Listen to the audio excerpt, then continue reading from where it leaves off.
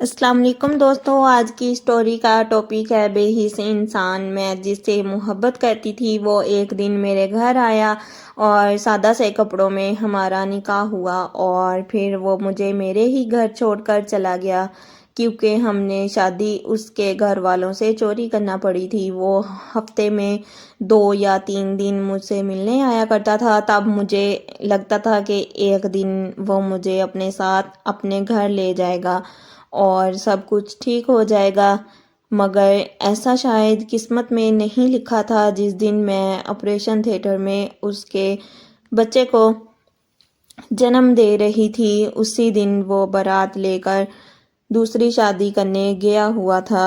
وہ دن میرے لیے زندگی کا سب سے دردناک دن تھا۔ میں نے قسمت کا لکھا سمجھ کر اس کی دوسری شادی قبول کر لی۔ میری ماں میری بہت زیادہ ٹینشن لیتی تھی، اور ایک دن وہ مجھے چھوڑ کر بابا کے پاس چلی گئی۔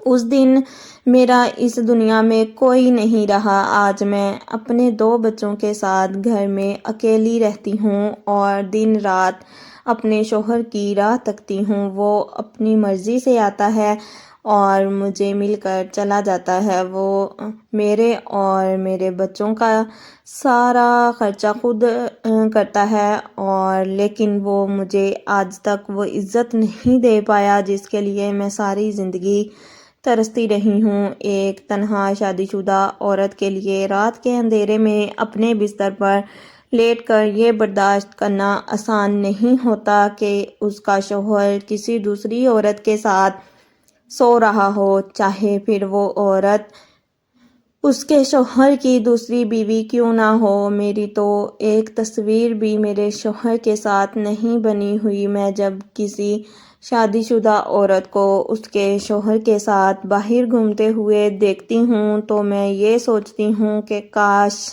میں بھی اپنے شوہر کے ساتھ ایسے ہی باہر گھوم پھر سکتی۔ میری زندگی کی کہانی کبھی نہیں بدلی۔ پہلے میں اپنے